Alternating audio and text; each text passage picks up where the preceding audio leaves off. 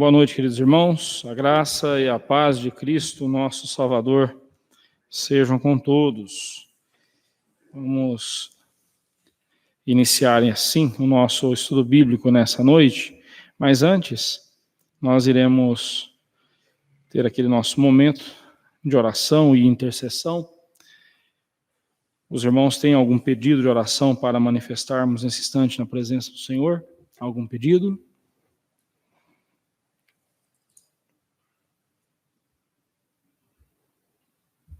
Eu gostaria que os irmãos estivessem lembrando em suas orações da minha cunhada, a Jaqueline. O quadro dela se encontra estável, ela ainda continua na UTI, seu quadro continua estável, mas é muito delicado a situação dela, é muito delicada. Peço aos irmãos que continuem orando, intercedendo por ela, e também pelo esposo dela, meu cunhado, o Eduardo. Que Deus esteja fortalecendo e dando graça a este irmão, e ele possa superar esse momento confiando na graça do Senhor, e assim que Deus o fortaleça em cada momento também. Peço oração também pelo meu sogro, que Deus esteja cuidando dele, ele está ali em casa, na nossa casa, minha esposa está lá com ele, que Deus esteja dando forças a ele nesse momento, especialmente vendo a filha nessa situação, que Deus o fortaleça também, ele, a Rosinha, minha sogra, e nesse momento também está em viagem, voltando para Séries, e de lá ela voltará para São José. Então eu peço as orações dos irmãos também pela minha sogra. Peço aos irmãos que orem uns pelos outros, pela nossa igreja, que Deus esteja fortalecendo, amparando cada um dos irmãos, amparando cada família, fortalecendo cada servo dele. Oremos pelo nosso país, oremos pelos nossos governantes, pelos nossos líderes, que Deus dê sabedoria a eles e eles sejam humildes e se coloquem nas mãos do Senhor e sejam usados por Deus para o bem do nosso país. Que nesse momento tão difícil que nós estamos passando, possamos confiar na graça do Senhor, focar na misericórdia de Deus, confiar nele, porque ele sabe o que ele está fazendo e por que ele está permitindo tudo isso acontecer conosco. Confiemos no Senhor. Mais algum pedido de oração, irmãos? Seu sobrinho Guilherme, a Nádia. Oi? Certo. Deus dar direcionamento à vida do Guilherme, sobrinho da nossa irmã Nádia. Mais algum pedido, irmãos? Não? Então vamos orar ao Senhor. E eu peço ao nosso irmão presbítero Alair que faça essa oração, colocando na presença do Senhor esses pedidos e intercedendo por nós. Oremos com o nosso irmão.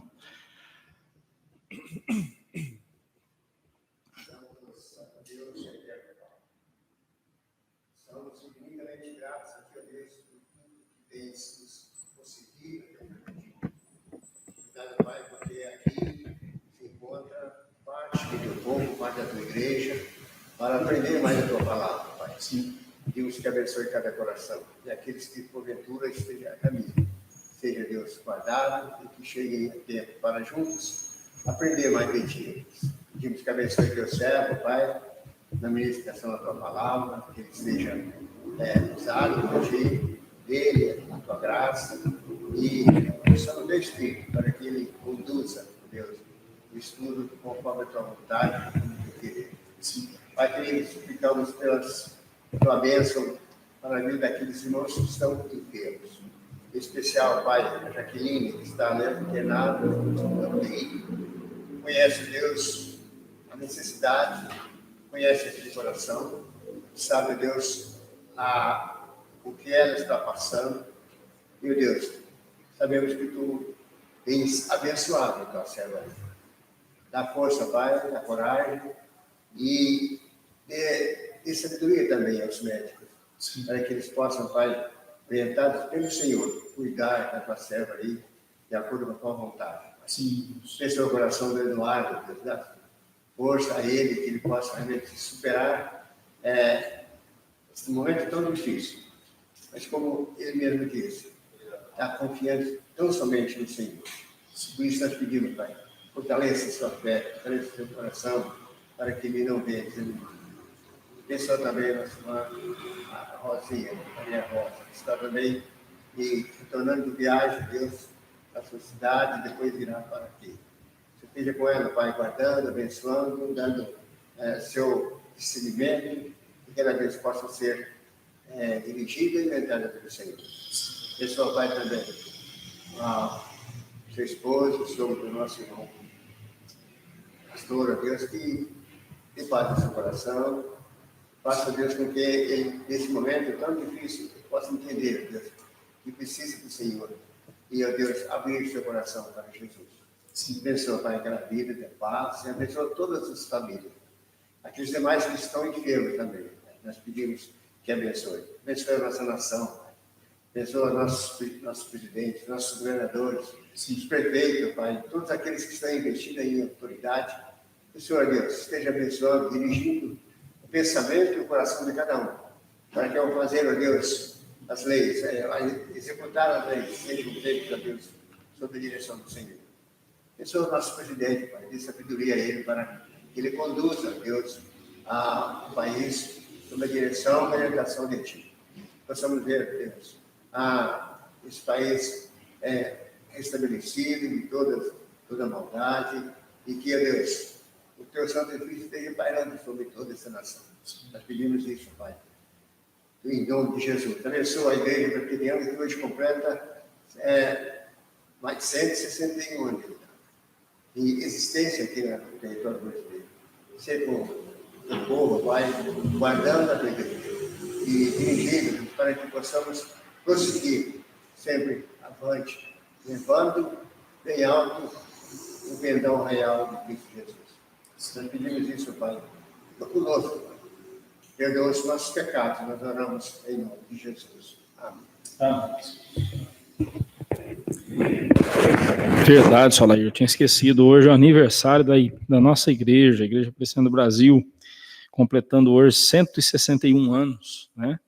Dia 12 de outubro, 12 de agosto, né? Não, bem, na verdade foi ontem, né? Hoje é 12. Nossa, eu estou totalmente por fora, irmãos. Totalmente por fora do calendário, é verdade, hoje é 12. Né? Não marquei errado aqui, dia 13, mas hoje é 12. Né? Que Deus continue abençoando a nossa igreja e fortalecendo a nossa denominação e que ela sempre se volte para os princípios da palavra de Deus e continue sendo essa igreja que prega a palavra, que ensina a palavra, que vive o evangelho de Cristo. Que seja assim para a glória do Senhor. Amém. Bem, abra sua Bíblia lá em Apocalipse 19. E aos poucos estamos chegando ao fim do livro, né? Apocalipse 19. Semana passada nós vimos os versículos 1 a 10 e hoje nós veremos, então, os versículos 11 a 21. Só recapitulando, no capítulo 19, 1 a 10, nós vimos as bodas do Cordeiro, né? E eu expliquei ali para vocês como que é o casamento naqueles tempos e todo aquele modelo, né, do casamento é trazido para falar sobre a segunda vinda de Cristo. Então, a bem da verdade, é o casamento judaico, o casamento dos judeus, naqueles tempos de Jesus, ele refletia a crença do povo em relação à volta de Cristo, à volta do Messias, à vinda do Messias, né? Aquela história de que a Bíblia ela é fruto da cultura judaica, isso é errado. A bem da verdade, a cultura judaica que é fruto da revelação de Deus, tal como está registrado na Bíblia, né? É a cultura judaica que vem da Revelação de Deus. Bem, e ali então eu mostrei para você aqueles 4 momentos ali do casamento, né? Os esponsais, né? Que é aquele compromisso equivalente ao nosso noivado, ou mais até sério do que o nosso noivado, porque só poderia ser desfeito com carta de adultério.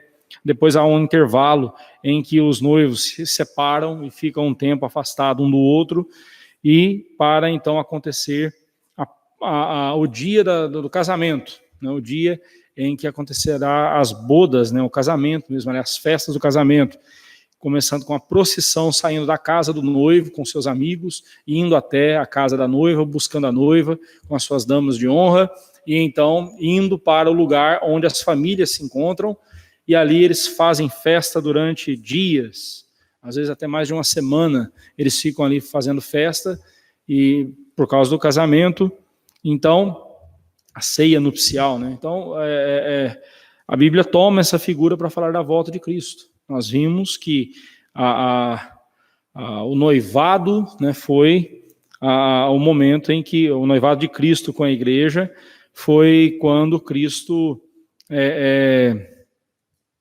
veio a esse mundo pela primeira vez. O intervalo é esse que nós estamos vivendo, esses últimos dias, aguardando a volta de Cristo.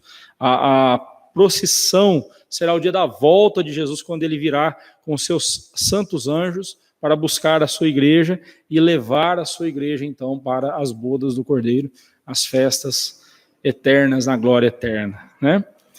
Vimos também, então, que o noivo é Jesus Cristo, a noiva é a igreja, o pai da noiva é Deus, o casamento estabelecido, né, o noivado é o plano da salvação, a encarnação de Cristo. O dote pago pelo noivo foi o sacrifício de Jesus na cruz. A procissão do casamento é a segunda vinda de Cristo. Os companheiros do noivo são os anjos que farão a separação entre os salvos e os ímpios. O casamento consumado será a entrada nos céus, na glória, e as festas do casamento, as bodas do Cordeiro, será a eternidade de louvor e comunhão entre nós e o Deus triuno. Vimos também que esses 10 primeiros versículos são divididos em 3 partes, ou em 2 partes.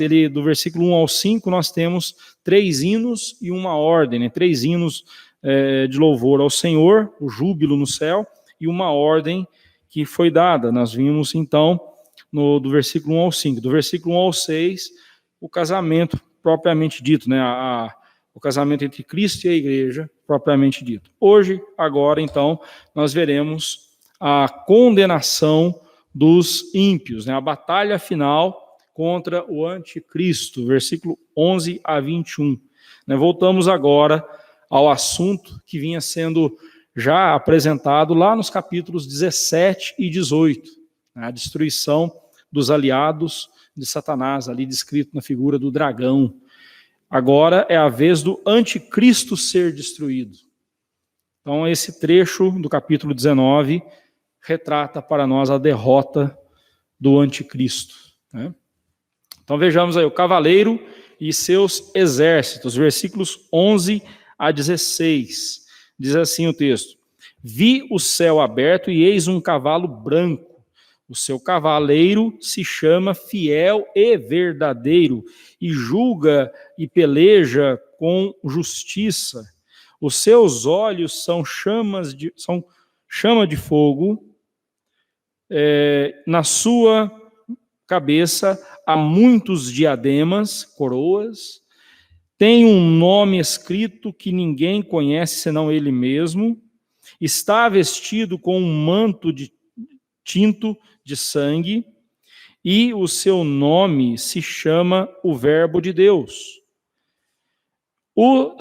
E seguiam-no os exércitos que há no céu, montando cavalos brancos com vestiduras de linho finíssimo, branco e puro.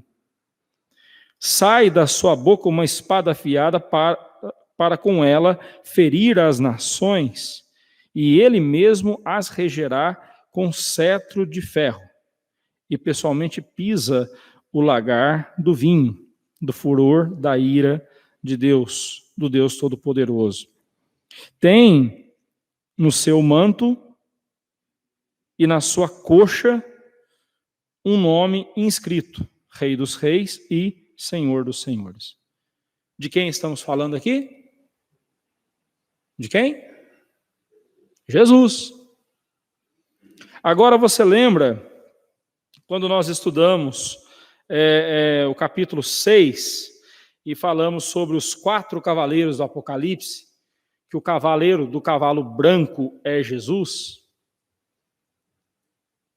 e com ele então vem a peste, vem a mortandade, né, o cavaleiro no cavalo vermelho, no cavalo preto, e no cavalo baio, né, no cavalo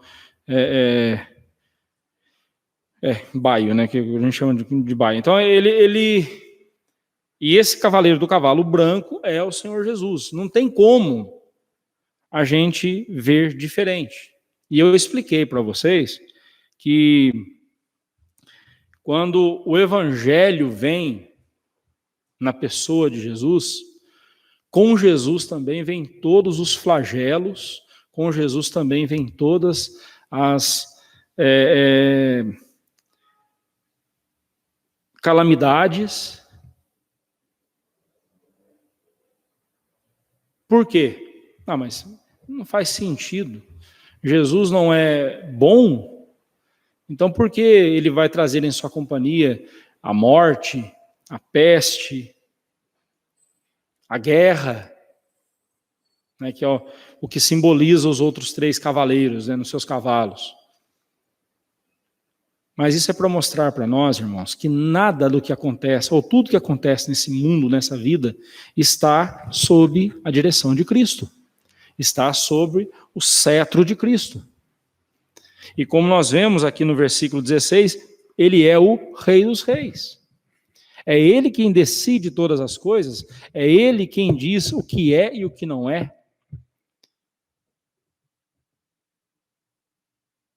Até mesmo quando nós vemos as coisas acontecendo, tragédias acontecendo, como um terremoto, um maremoto, que seja um tsunami, ou uma peste, ou um coronavírus, nós não podemos esquecer que nada disso fugiu do controle de Jesus. Pastor, então você está dizendo que Jesus é o culpado disso? Não, ele não é o culpado disso. Ele é aquele que tem o controle de todas as coisas e as tem em suas mãos. E faz o que ele bem quiser com elas. E ele faz as coisas com o devido propósito. Bem, vamos lá, vamos para o texto aqui. Diz o versículo 11: Vi o céu aberto e eis um cavalo branco. Seu cavaleiro se chama Fiel e Verdadeiro e julga e peleja com justiça. João não vê apenas uma porta aberta no céu, mas sim o céu todo aberto, o céu todo descortinado à sua frente. Novamente, ele vê o cavalo branco, e o seu cavaleiro se chama Fiel e Verdadeiro, e julga e peleja com justiça. Né? Como eu já disse para os irmãos sobre o cavaleiro branco, sobre este cavaleiro lá, no capítulo 6, versículo 2, nós cremos que ambos, tanto lá no capítulo 6, quanto aqui no capítulo 19, refere-se à pessoa de Jesus Cristo. Primeiro, quem mais poderia ser chamado de fiel e verdadeiro e julga e peleja com justiça? Quem mais, além de Jesus? Não é? E eu quero que você leia, alguém leia para nós, por favor, João, capítulo 1, versículo 1.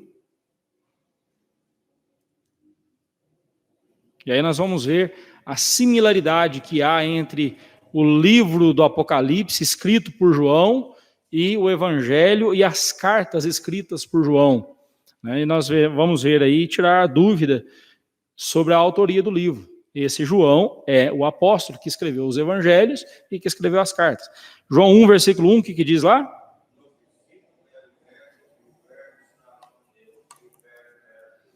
No versículo 3, qual é o nome? 13, qual é o nome que é dado a este ser sublime no cavalo branco? No versículo 13. Isso. O verbo de Deus. Apocalipse 19, 13, né? É o verbo de Deus. De quem mais se diz que os seus olhos são chamas de fogo, são chama de fogo, na sua cabeça há muitos diademas, tem um nome escrito que ninguém conhece senão ele mesmo. Lembra lá de Apocalipse 1, 14? quando Jesus se revela a João, ele se revela glorioso a João, ele vê Jesus, seus olhos são como chamas de fogo, labaredas de fogo, né? Na sua cabeça, o cabelo alvo, né? Aqui ele descreve diademas, né? Coroas de vitória. E o nome de Cristo, né? Senão ele mesmo, só ele pode conhecer, né? Vamos explicar sobre isso daqui a pouco. Quem mais está vestido com um manto tinto de sangue e o seu nome se chama Verbo de Deus? Lá em João 1, versículo 1, vimos que Jesus é o Verbo de Deus. Em 1 João 1, versículo 1, lá na carta de João, primeira carta de João, capítulo 1, versículo 1, ele é também chamado de o Verbo de Deus. E aqui novamente, de quem mais, além de Cristo, é dito que e seguiam-no os exércitos que há no céu, montando cavalos brancos com vestiduras de linho finíssimo, branco e puro. Quem mais poderia liderar um exército assim, senão o próprio Jesus? De quem mais sai da boca uma espada afiada para com ela ferir as nações? E ele mesmo as regerá com cetro de ferro e pessoalmente pisa o lagar do vinho, do furor, da ira do Deus Todo-Poderoso. De quem mais se diz isso? Além de Jesus, né? E também, de quem mais se diz que tem o seu manto e na sua coxa um nome inscrito, Rei dos Reis e Senhor dos Senhores? Quem mais é chamado de Rei dos Reis e Senhor dos Senhores? Não tem como a gente olhar para esse texto aqui e não ver o Senhor Jesus. Então, quando você ouvir alguma mensagem sobre os 4 cavaleiros do Apocalipse, se o cavaleiro do cavalo branco, ali no capítulo 6, não for identificado como Jesus, a interpretação que lhe está sendo oferecida estará errada.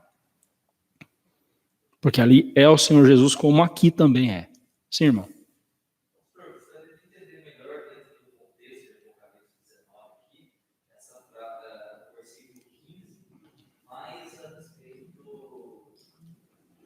Vamos chegar lá.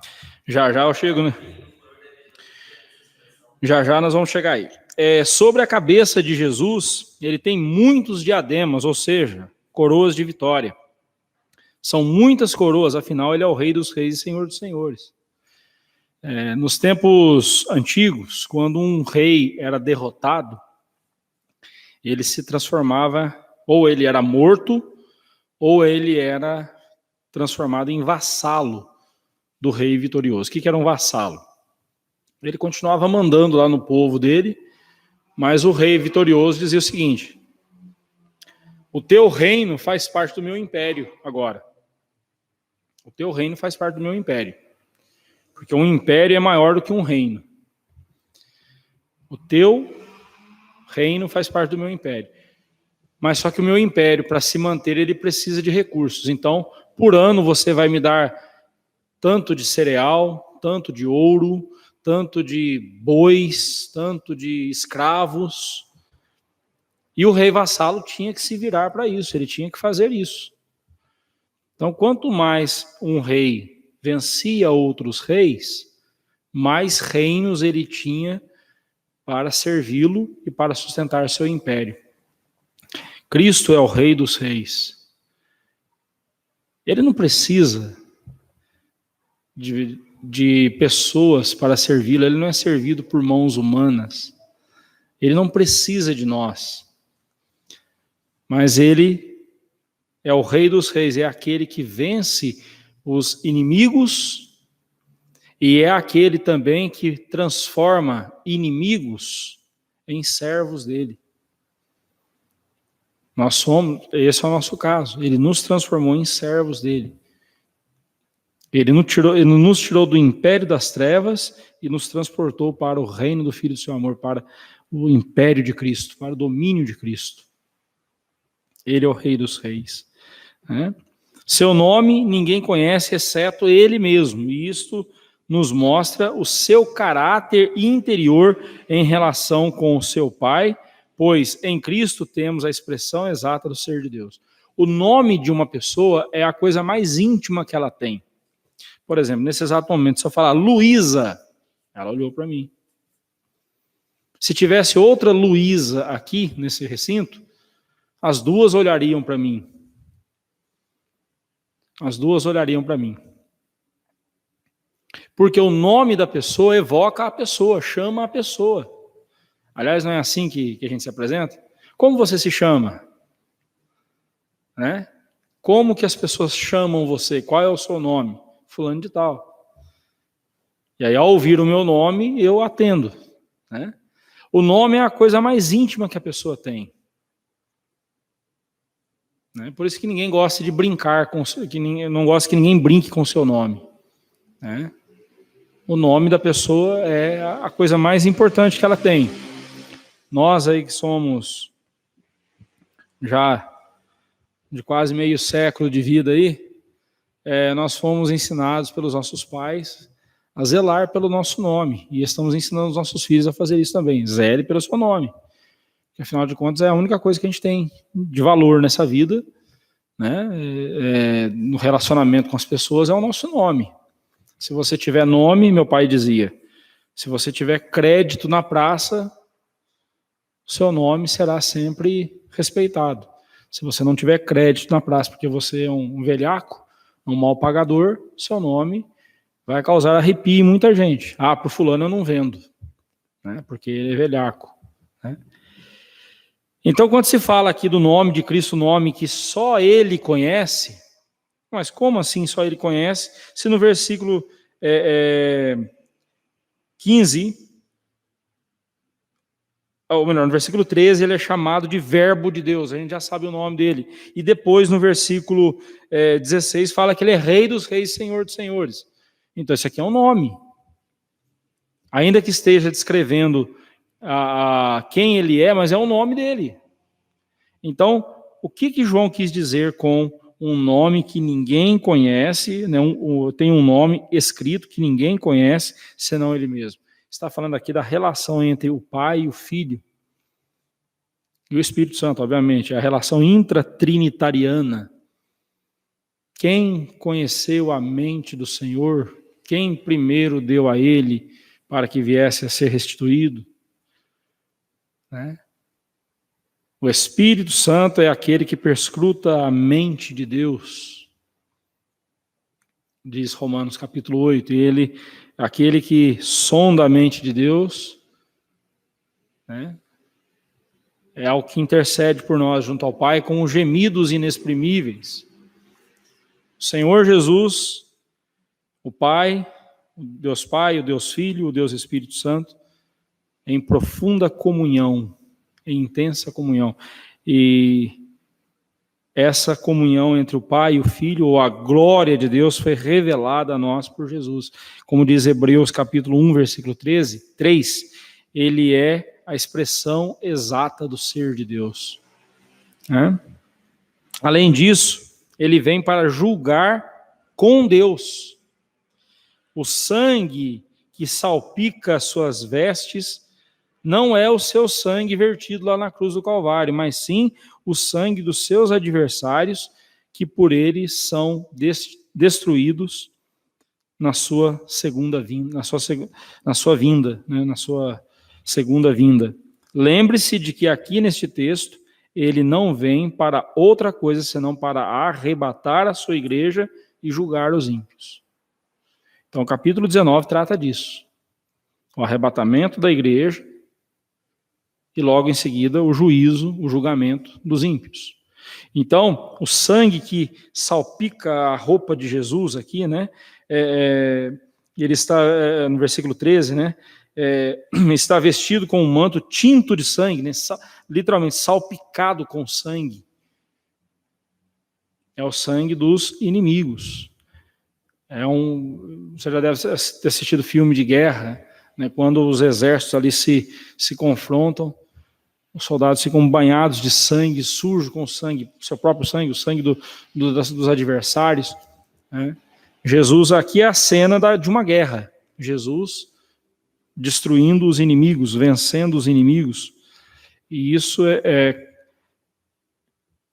deve causar em nosso coração, deve impactar o nosso coração, porque sempre que se pensa na figura de Jesus, o catolicismo especialmente faz isso, sempre que ele vai falar de Jesus, ou sempre que ele apresenta Jesus, qual é a primeira imagem de Jesus que vem na sua mente, que é apresentada pelo catolicismo? Qual a primeira imagem de Jesus? Eu sei que a gente não deve fazer imagem na nossa mente, mas aqui nós não estamos fazendo isso para zombar de Cristo, estamos fazendo isso aqui por estarmos estudando a palavra de Deus. Mas geralmente a primeira imagem de Cristo que vem à nossa mente, que o catolicismo enfia na cabeça das pessoas, é de um Cristo crucificado, moribundo, seminu, numa cruz, não é mesmo? Mas em Apocalipse, em momento algum, Jesus é descrito assim. Começou lá no capítulo 1, e aqui novamente, e todo o livro, toda vez que Jesus é apresentado, ele é apresentado de forma gloriosa, ou de forma terrível, de forma que causa espanto nos adversários.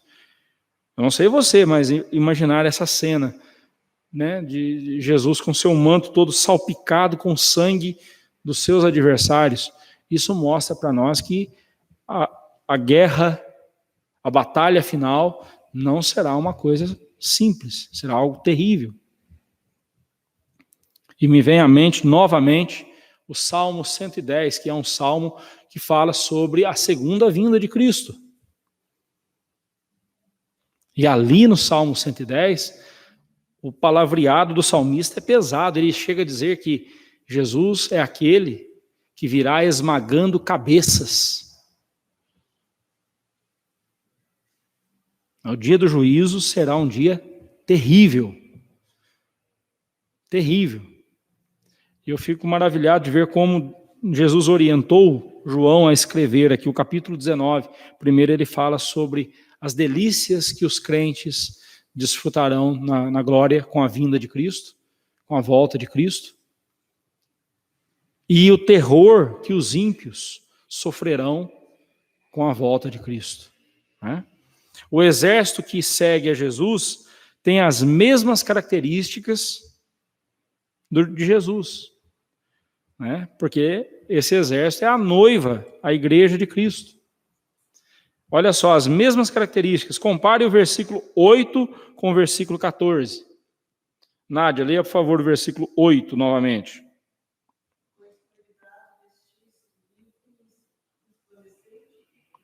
Está falando aí da noiva, está falando da igreja. Agora o versículo 14.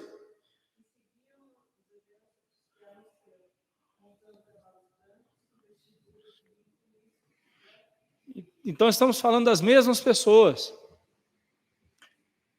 Não, estamos falando aqui do exército de anjos vindo com o Senhor Jesus, trazendo o julgamento.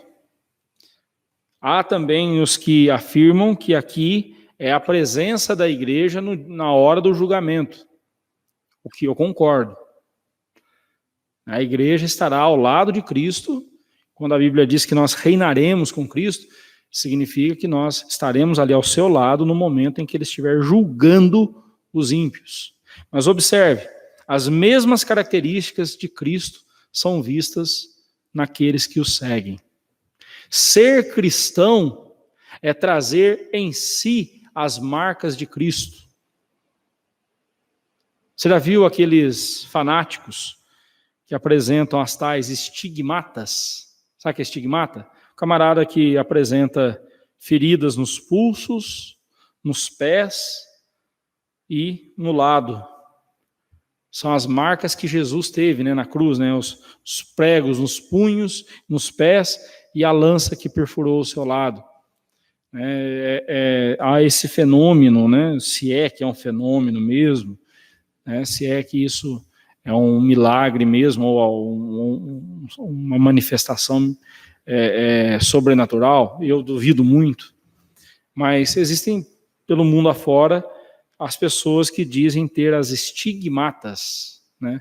Os estigmas, as marcas da crucificação de Jesus. Eles chegam a sangrar mesmo ali no lugar, né? No local ali, chega a sangrar e tudo mais. E eles dizem que é porque são pessoas santas que trazem no corpo as marcas de Cristo. Mas será que era disso que Paulo estava falando? Quando Paulo fala sobre eu trago no corpo as marcas de Cristo? Com certeza não, ele estava falando dos açoites. As marcas de Cristo, as marcas que eu trago no meu corpo, as feridas, as cicatrizes que eu trago, é por causa de Jesus. Porque cada uma dessas marcas, eu acredito elas a Cristo Jesus, eu ponho na conta de Jesus, como um ato de louvor a Ele. Mas, no nosso caso, né, ser cristão é ser o que Jesus foi, o que Jesus é. O caráter de Cristo tem que ser visto em nós. A primeira vez que os discípulos foram chamados de cristianoi, ou de cristãos, foi em Antioquia, né? Eles foram chamados, pela primeira vez, foram chamados de cristãos. A palavra cristianoi, ali no grego, literalmente significa cristinhos, miniaturas de Cristo. E era um apelido, era uma forma de tirar sarro, de zombar da pessoa. Mas foi um apelido que pegou, né? Mamãe dizia para mim assim, olha, quando alguém te pôr um apelido, não fique bravo. Se você ficar bravo, o apelido pega. Não sei se os cristãos lá ficaram bravos, eu acho que não. Eles ficaram felizes de serem identificados com Cristo, né? E aqui nós vemos que as características de Cristo, o caráter de Cristo, é visto na sua igreja. O que torna uma igreja cristã, o que faz uma igreja ser de fato cristã, é se é visto na igreja as marcas de Cristo. Se ela vive como Cristo viveu, se ela age como Cristo agiu, né? Contudo, este exército não é composto só pela igreja, mas também pelos anjos, pois ambos estão presentes no mesmo momento, neste momento de triunfo, do triunfo de Cristo. Olha só o versículo 4, eu já disse isso, Mateus 24, 31, Marcos 13, 27, Lucas 9, 26, 1 Tessalonicenses 4, 13 a 18, 2 Tessalonicenses 1, 7 a 10, são algumas referências que mostram para nós que naquele dia todos, os anjos, os santos anjos e a igreja de Cristo, tanto a igreja, tanto os crentes que já morreram e foram e serão ressuscitados, quanto os que estiverem vivos naquele dia e forem transformados, recebendo corpos gloriosos, todos estarão juntos com Cristo naquele momento, né? Diz o verso seguinte, da sua boca sai uma espada afiada, comentando esse trecho, Simon Kistemaker, ele diz o seguinte, a imagem de uma espada afiada saindo da boca de Jesus é familiar, e aponta para a descrição que João já fez de Jesus, né? Fez Jesus na ilha de Patmos, lá no capítulo 1, versículo 16. João já havia usado essa expressão, a espada afiada que sai da boca de Jesus.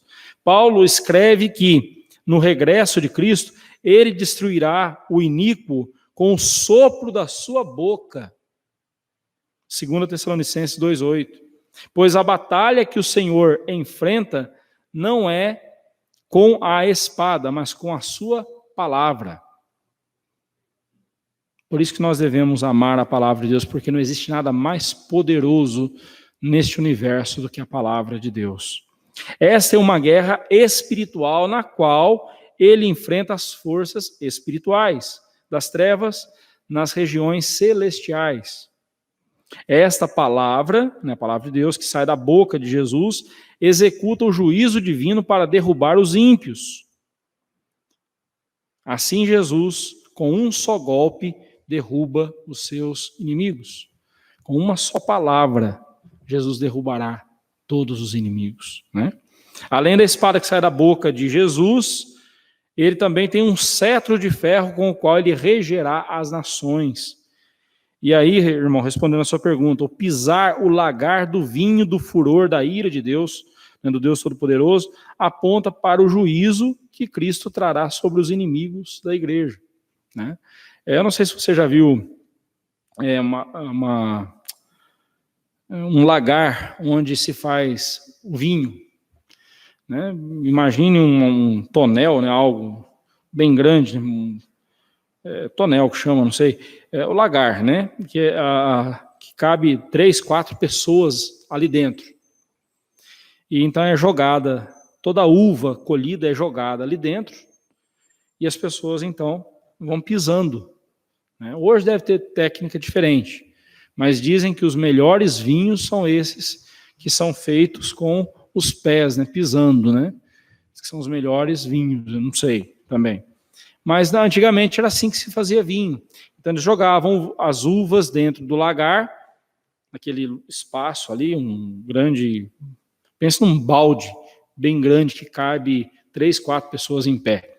E eles então iam pisando as uvas até que tirasse todo o suco, todo o extrato da uva era retirado dali e a casca, aquele bagaço era jogado fora, né? E dali então aquele suco que saía era fermentado e se fazia o vinho.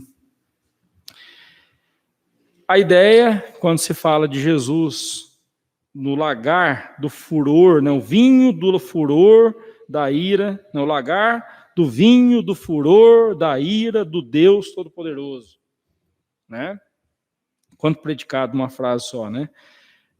O lagar do vinho, né, é o lugar ou o momento em que Cristo vem executar o furor da ira de Deus contra o pecado. O salvo, o eleito, a ira de Deus foi derramada. Deus satisfez a sua justiça, derramou a sua ira, não sobre o eleito, mas sobre Jesus. Jesus morreu no lugar dos eleitos. A expiação, o perdão de Deus, a salvação, a expiação é limitada. Cristo não morreu por todo mundo, não. Cristo morreu somente pelos eleitos. Porque se ele tivesse morrido por todo mundo, não haveria juízo final. Não haveria juízo final. Lá na cruz do Calvário, Cristo morreu pelos eleitos. Ele suportou o furor da ira de Deus que deveria ser derramado sobre os eleitos. Isso tem que ficar claro. Mas a mesma ira que Jesus suportou na cruz do Calvário no lugar dos eleitos, os ímpios suportarão ou sofrerão o furor da ira de Deus no dia da volta do Senhor Jesus. E quem vai derramar esse furor é o próprio Senhor Jesus. Ficou claro, irmão? Respondeu? Então vamos lá. Vamos tem o versículo 16 ainda, né?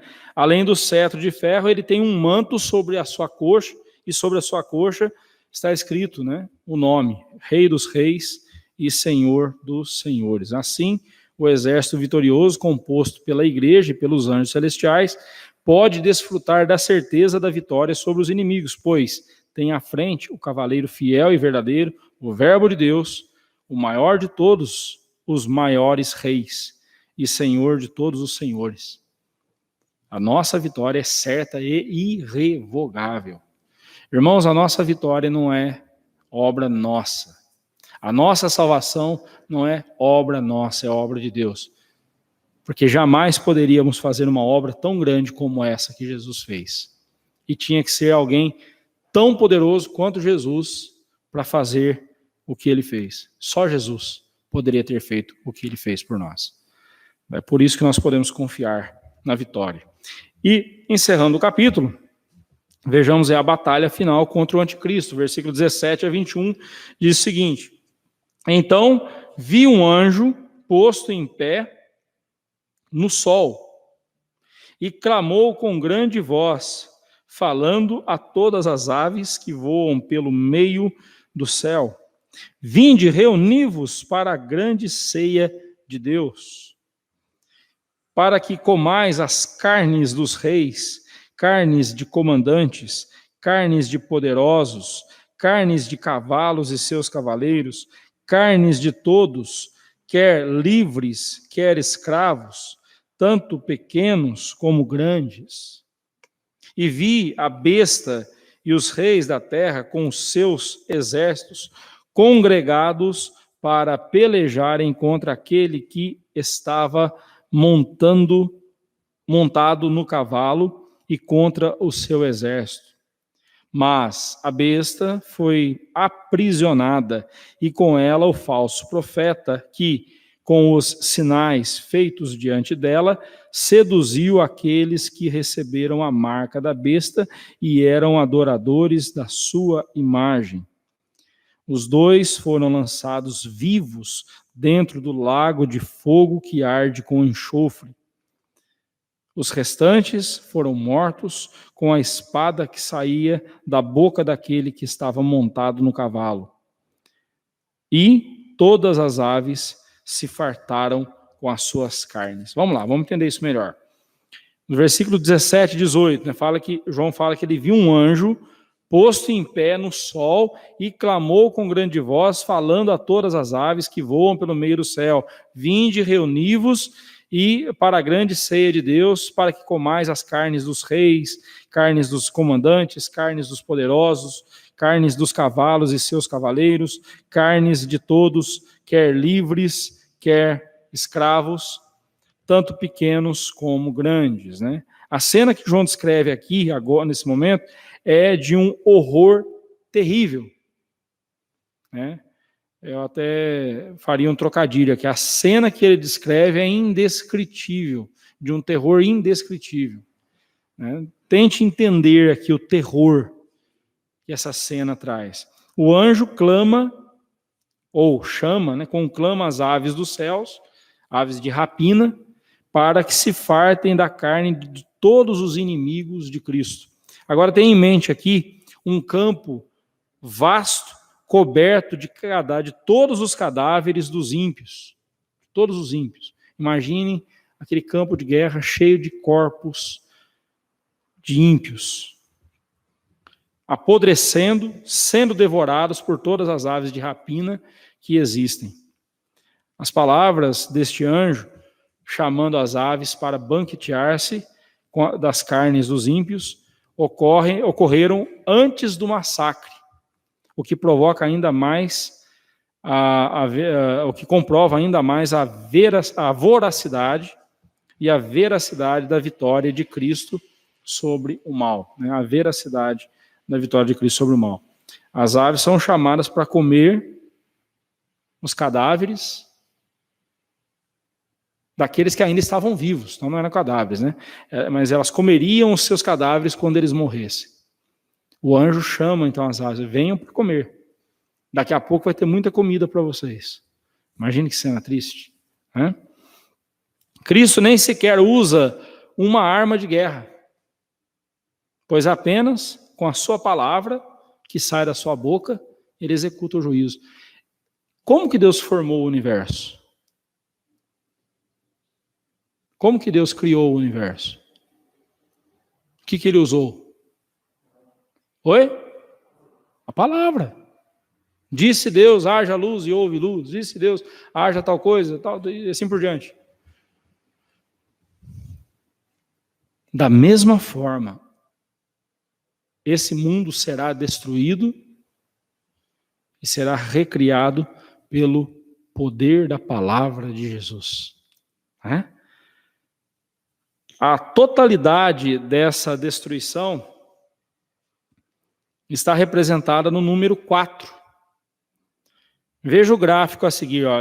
Aqui eu vou tente imaginar esse gráfico aqui, que apresenta 2 seções de 4 itens cada. Primeiro ele fala carnes de reis, carnes de comandantes, carnes de poderosos, carnes de cavalos e seus cavaleiros. Né? Esses 2 formam um grupo só, né? Cavalos e seus cavaleiros. Né? Então, esses 4 grupos aqui. E aí, então, ele diz depois, quer livres, quer escravos, tanto pequenos quanto grandes.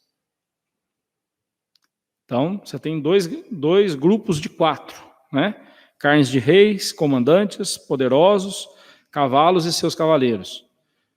Livres, escravos, pequenos e grandes. São as carnes de todos, como diz o texto. Né? As carnes de todos os ímpios. Uma vez que nós temos aí o número 4, mas em 2 blocos, lembra que o número 2, na literatura apocalíptica, significa testemunho confirmado, e o número 4 significa toda a criação, a totalidade da criação. Então, o que nós extraímos disso é o quê? O julgamento de Cristo, o dia do juízo final sobre toda a criação, ele não somente é anunciado, como é confirmado pelo testemunho. O testemunho, aí o número 2 simbolizando o testemunho. Né? E vi, diz o verso 19 a 21, e vi a besta e os reis da terra com seus exércitos congregados para pelejarem contra aquele que estava montado no cavalo e contra o seu exército, mas a besta foi aprisionada e com ela o falso profeta, com os sinais feitos diante dela, seduziu aqueles que receberam a marca da besta e eram os adoradores da sua imagem. Os 2 foram lançados vivos dentro do lago de fogo que arde com enxofre. Os restantes foram mortos com a espada que saía da boca daquele que estava montado no cavalo. E todas as aves se fartaram das suas carnes. A partir do versículo 19, nós temos a descrição da batalha, aquela batalha que no capítulo 16 é chamada de Armagedon. Aqui é a descrição da batalha do Armagedon. Eles se prepararam para a batalha, mas nem com todas as suas tropas reunidas, eles puderam oferecer significativa resistência àquele que é o Todo-Poderoso, o Rei dos Reis. Os inimigos tramam, se levantam, fazem toda a sua estratégia, mas nada podem contra a palavra de Deus. Nada podem contra a palavra de Deus. Não temos nenhuma descrição de como foi ou como será a batalha do Armagedon. O texto apenas se importa em descrever o resultado. Nós vimos aqui que é a batalha do Armagedon, mas não se fala como foi que aconteceu, como que se deu. Simplesmente João mostra já o resultado da batalha, para mostrar para nós a certeza da vitória que nós temos em Cristo Jesus. Somos mais que vencedores por meio de Cristo Jesus. E então nós temos ali, ele descreve o desfecho dessa batalha. Ele fala do aprisionamento da besta e do falso profeta, o subsequente lançamento deles no lago de fogo que arde com enxofre, e a morte dos restantes que serviram de banquete para as aves de rapina. Preste atenção. O texto aqui não está dizendo que parte dos ímpios será aniquilada, vai desaparecer, como dizem a seita adventista do 7º dia. Eles creem no aniquilamento dos ímpios. Quem morreu, os testemunhos de Jeová também creem assim. A seita testemunho de Jeová também crê assim, que o ímpio, quando morrer, ele vai simplesmente ser extinto. Não vai ter mais nada. O castigo dele vai ser a extinção total. Irmãos, isso seria bom demais. Seria pouco, você não acha? Para o ímpio. Por favor, eu não tenho tendências sadomasoquistas, não, tá? Não sou sádico, não, tá? Mas, para quem passou a vida inteira zombando do nome de Deus, para quem passou a vida inteira agindo contra a vontade de Deus e zombando dele, um simples aniquilamento seria algo relativamente fácil de ser suportado, não é mesmo? Obviamente, quando João fala aqui desses que serão comidos aqui, o que ele quer descrever é o terror que será o dia da volta de Cristo para os ímpios. Ele quer descrever uma cena aqui de terror, uma cena que mete pavor no coração das pessoas.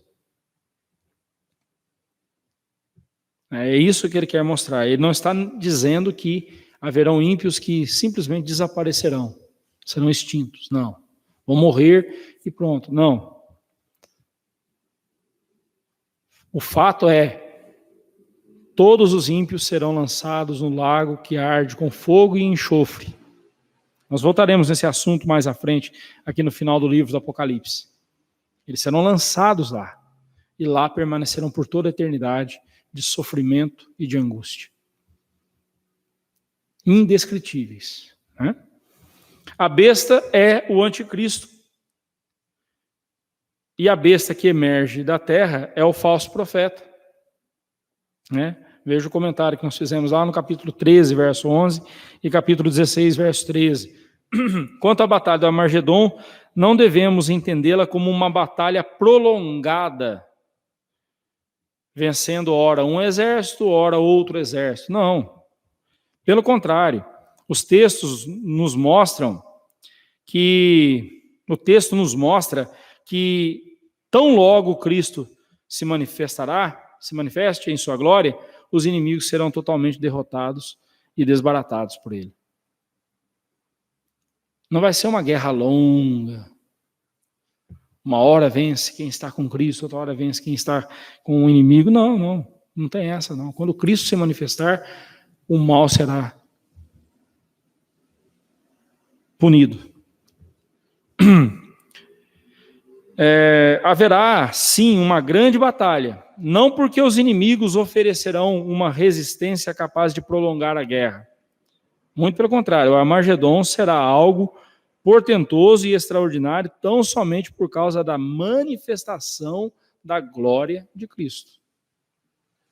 O dia do juízo final só será grandioso, como será? Porque será o dia da manifestação da glória de Cristo de uma forma como nunca foi vista antes.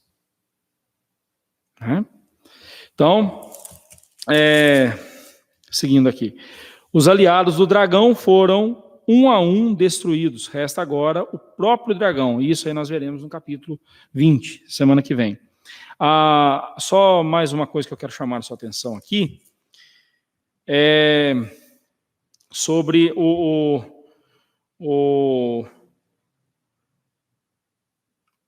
castigo, né, que será trazido aí no caso ao falso profeta, a besta. Observe que no verso 20 diz assim, que o falso profeta, ele fez sinais diante da besta, né? E seduziu aqueles que receberam a marca da besta e eram adoradores à sua imagem. Fala-se muito sobre a marca da besta, fala-se muito sobre o número 666, né? E a marca da besta e tudo mais. Nós já estudamos sobre isso. E vimos que a marca da besta nada mais é do que o pecado. Assim como o número lá, 666, é o número de homem, ou seja, o número do pecado. Ali mostra o caráter pecaminoso do ser humano. A marca da besta não vai ser chip debaixo da mão, não vai ser código de barra. Quando eu era mais novo, eu ouvia dizer que a marca da besta eram os códigos de barra. Hoje, ninguém mais fala que a marca da besta é código de barra.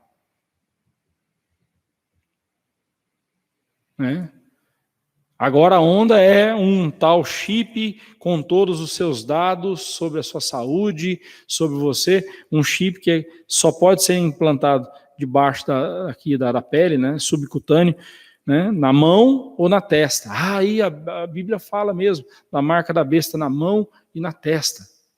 Eu já expliquei sobre isso, você pode voltar lá no nosso estudo, lá no nosso canal, lá você pode ou pegar na nossa apostila e ver aí, né, o que significa isso. Mas só ressalto que nada mais é do que o pecado. E só será enganado pelo anticristo e pelos seus sequazes aqueles que não forem convertidos a Cristo Jesus, não forem transformados em novas criaturas, não receberem a nova natureza em Cristo Jesus. Aqueles que continuarem no pecado, aqueles que continuarem vivendo de forma pecaminosa, não forem convertidos a Cristo, serão facilmente seduzidos pelo anticristo e pela besta e pelo falso profeta. Falso profeta, ele traz sinais e ensinamentos falsos. Só haverá um jeito de você não ser enganado, não ser seduzido pelo falso profeta, pelo anticristo. Só haverá um jeito, se você for convertido a Cristo Jesus. Porque se você for convertido a Cristo Jesus, você guiará, seu coração será guiado pela palavra de Deus e você jamais será enganado pela mentira. Aplicações aqui, eu quero fazer as seguintes aplicações aqui sobre o capítulo 19. Primeiro, ao pensarmos na volta de Cristo, nosso coração deve se encher de alegria e de esperança.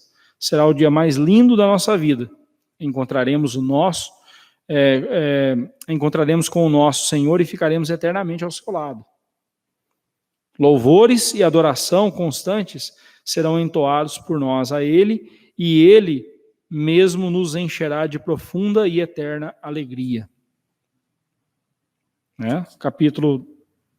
Versículo 1 ao versículo 10 nos mostra isso. Em sua primeira vinda ele veio humilde, na sua segunda vinda será em glória e majestade, mas também em terror e pavor. Sua vitória sobre os ímpios e as forças do mal será de um golpe só e definitivo. Os inimigos, com toda a sua empáfia e opulência, serão vergonhosamente derrotados. Irmãos, não é à toa que a Bíblia diz que é para a gente se humilhar na presença do Senhor, porque Deus resiste aos soberbos. O que quer dizer resistir aos soberbos? Ele os vê de longe e os resiste. Não, fique aí, nem chegue perto. Os humildes ele acolhe em sua presença. Que sejamos humildes na presença do Senhor Jesus, exaltemos o nome dele e exultemos de alegria pelo fato de fazermos parte do seu povo. Que assim seja, para a glória dele. Amém. Alguma pergunta, algum comentário, irmãos? Senão nós já vamos encerrar. Não? Então vamos ficar em pé e vamos encerrar então nosso estudo. Deus bendito, Deus maravilhoso, Pai de nosso Senhor Jesus Cristo, nosso Criador, nosso dono, razão de ser da nossa vida. Bendito seja o teu nome, Pai amado, pela promessa que o Senhor fez de ter enviado Jesus para nos salvar, e o Senhor cumpriu essa promessa. Também vivemos hoje pela promessa do Senhor de que teu Filho voltará para buscar-nos e reunir-nos eternamente com Ele e com o Senhor.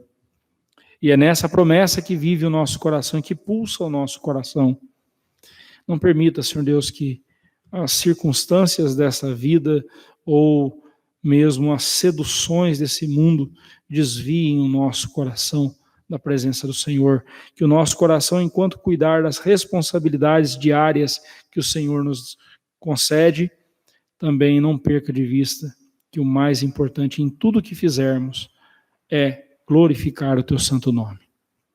Acompanhe-nos, ó Deus, para nossos lares, leva-nos em paz, sê com a tua igreja, ó Deus, sê com os teus servos, com os teus filhos, sustente, ó Deus, cada um nesse momento, ampare a nossa fé no Senhor Jesus, para que sejamos encontrados firmes em Cristo, e assim possamos glorificar e exaltar o teu nome, hoje e por todo sempre. Assim oramos e te agradecemos em nome de Cristo Jesus. Amém, Senhor Deus. Deus abençoe, irmãos, e de em paz.